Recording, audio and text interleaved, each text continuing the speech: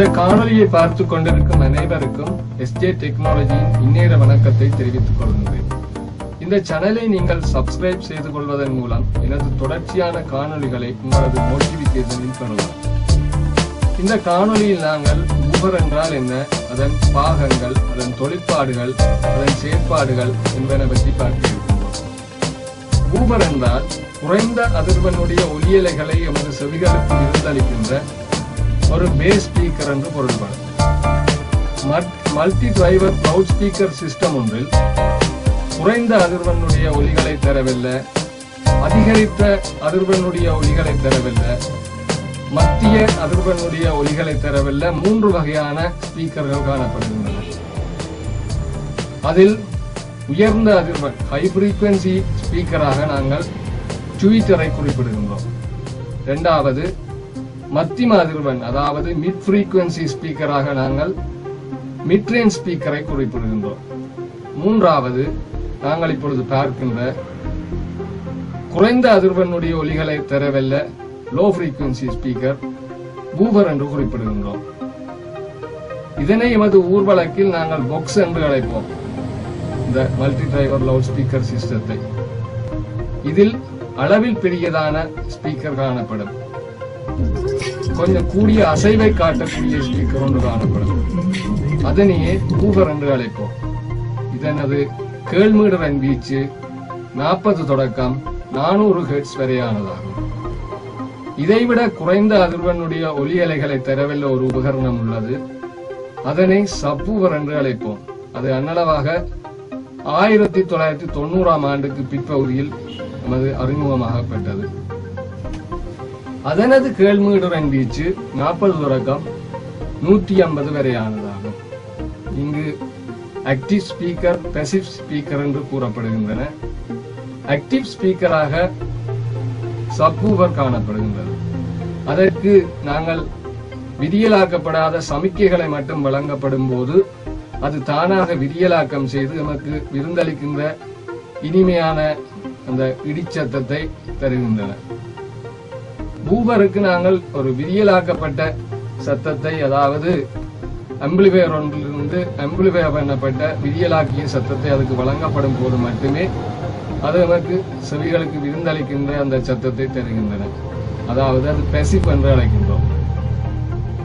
நாங்கள் இப்பொழுது ஊபரின் 4 பிரதான பாகங்களை பற்றி பார்ப்போம். முதலாவது அதன் மோட்டார் பகுதி, இயங்குகின்ற மோட்டார் பகுதி. இரண்டாவது அதன் டயப்ரம் பகுதி. மூன்றாவது அதன் சஸ்பென்ஷன் பகுதி. நான்காவது அதன் பிரேம் பகுதி. இந்த 4 பிரதான பகுதிகளுக்கு கீழே ஒவ்வொன்றிலும் தனித்தனியான பகுதிகள் காணப்படுகின்றன. அவற்றையும் நாங்கள் விரிவாக பார்ப்போம். இப்பொழுது நாங்கள் அந்த ஒவ்வொரு பாகத்தையும் தனித்தனியாக பார்க்கலாம். இங்கே நீங்கள் பார்த்து கொண்டிருப்பது ஊபர் ஒன்றின் பிரதான 4 பகுதிகளை உள்ளடக்கிய எல்லா ஏனைய பகுதிகளையும் தான். இதன் தனித்தனியாக 4 பகுதிகளையும் அதன் துணை பகுதிகளையும் இப்பொழுது பார்ப்போம். ஊபரின் முதல் பகுதியாகிய மோட்டார் பகுதி, இதனை குறிப்பிடலாம். இந்த பிரேம் பகுதியை தவிர்த்து நீங்கள் பார்த்தீர்களானால் முற்றுமுழுதான மோட்டார் பகுதி என்று காணப்படும். மோட்டார் பகுதியின் பிரதான பகுதிகளாக 7 பகுதிகள் காணப்படுகின்றன. ஒன்று அதன் பேக் பிளேட், இரண்டாவது அதன் காந்தம், மூன்றாவது அதன் ஃப்ரண்ட் பிளேட், நான்காவது அதன் போல் பீஸ், ஐந்தாவது அதன் வாய்ஸ் கோயில், ஆறாவது அதன் ஏர்கேப் என்று சொல்லப்படுகின்ற பகுதி. ஃப்ரண்ட் பிளேட்டுக்கும் போல் பீஸுக்கும் இடைப்பட்ட இந்த பகுதியை ஏர்கேப் என்று அழைப்போம். 7வது பகுதி இந்த டெர்மினல்களை குறிப்பிடலாம். மின்னோட்டம் அதாவது மின் சமிக்கைகளை வழங்குகின்ற டெர்மினல். இந்த 7 பகுதிகளையும் உள்ளடக்கியதுதான் ஊபரின் மோட்டார் பகுதி என்று அழைக்கப்படுகின்றது. அடுத்ததாக டயப்ரம் பகுதியை காண்கின்றோம். டயப்ரம் பகுதியில் ஒரு கோன் பேப்பரும் டஸ்கேப்பும் காணப்படுகின்றது. கோன் பேப்பர் கூம்பு வடிவினதாக இருக்கும். இது பிஸ்டன் இயக்கத்துக்கு ஏற்றவாறு அசையத்தக்க வகையில் அசைந்து காற்றை அழுத்துவதன் மூலம் நமக்கு சத்தத்தை வெளிப்படுத்துகின்றன. இந்த டஸ்கட் பேப்பரால் செய்யப்பட்டுள்ளது. இங்கு சில வேளை நெட் வகையான டஸ்ட் கேப்புகளும் பாவிக்கப்படுவதுண்டு. பலக்கூடிய பூபர்களில் மின்னோட்டத்தின் வெப்ப விளைவு காரணமாக அதனை வெண்டிலேட் பண்ணி குறைப்பதற்காக அது பயன்படும். மூன்றாவது பகுதி சஸ்பென்ஷன் பகுதியை பார்க்கின்றோம். சஸ்பென்ஷன் பகுதி 2 பகுதிகளை கொண்டது. ஒன்று சரவுண்ட் ரிங் என்று குறிப்பிடுகின்றோம். இது கோன் பேப்பரையும் பிரேமையும் இடைப்பட்ட பகுதியை தொடர்பில் வைத்திருக்கின்ற ஒரு உறுப்பு. இதுதான் நாங்கள் சரவுண்ட் ரிங் என்று குறிப்பிடுகின்ற பகுதி. இரண்டாவது பகுதி ஸ்பைடர் என்று குறிப்பிடுகின்றோம். இது வாய்ஸ் கோயிலை பிரேம் பகுதியுடன் இணைக்கின்ற பகுதியாகும். இது இரண்டாவது பகுதியாகும்.